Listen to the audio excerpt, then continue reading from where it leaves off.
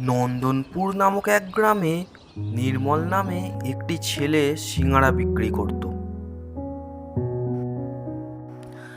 তার সিঙাড়া এতটাই বিখ্যাত যে তার দোকানে বিকেল হলেই খদ্দেরের লাইন লেগে যেত।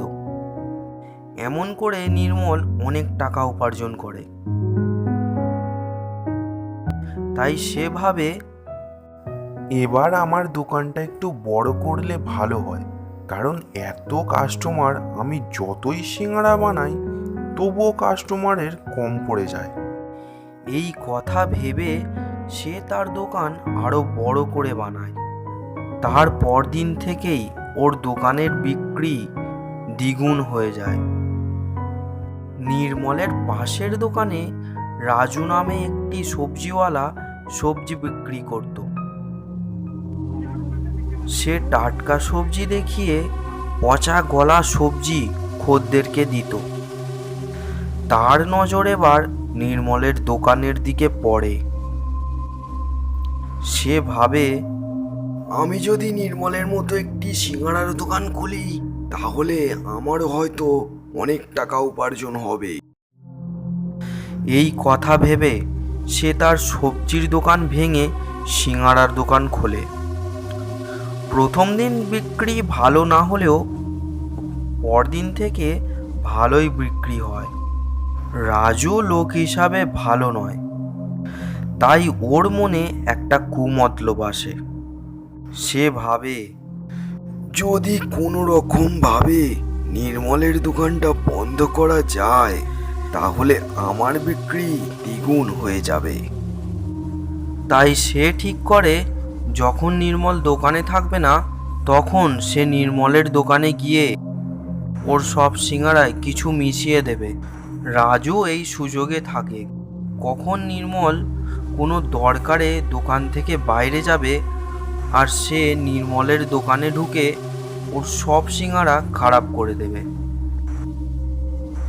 এমন করতে করতে 2 দিন কেটে যায়। তারপর একদিন সুযোগ আসে, আর সুযোগ বুঝে রাজু নির্মলের দোকানে ঢুকে ওর সব সিঙাড়ায় এমন কিছু মিশিয়ে দেয় যেটা খেলে লোকের পেট খারাপ হবে। তারপর রাজু ওর দোকানে চলে আসে। নির্মল প্রতিদিনের মতো সিঙাড়া বিক্রি করে। অনেকে সিঙাড়া খায়, অনেকে সিঙাড়া খেয়ে বাড়ি চলে যায়। প্রতিদিনের মতন নির্মল দোকান খোলে। তারপর যতজন ওর দোকানে কাল সিঙাড়া খেয়েছিল ততজন ওর দোকানে আসে। ওকে গরম দেখিয়ে বলে, নির্মল, তোমার দোকানে এতদিন সিঙ্গাড়া খাচ্ছি, এমন তো কোনো দিন হয়নি।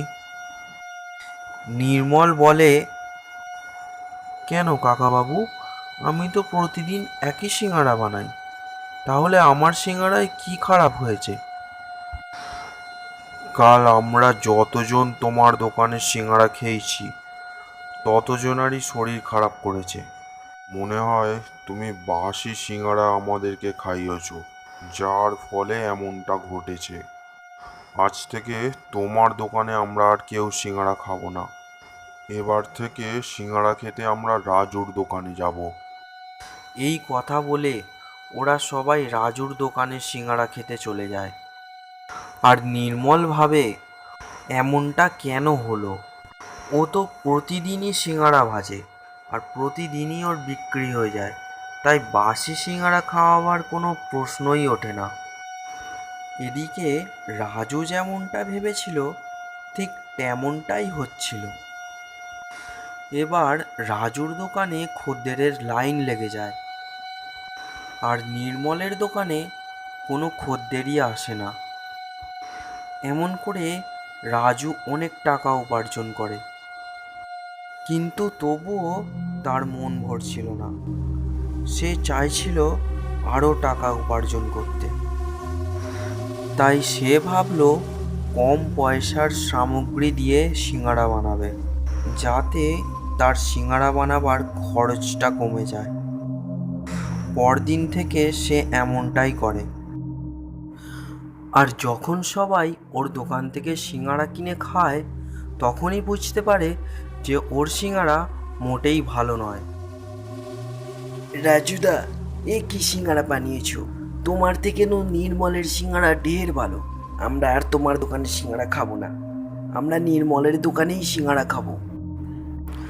এই কথা বলে ওরা সবাই নির্মলের দোকানে সিঙাড়া খেতে যায়।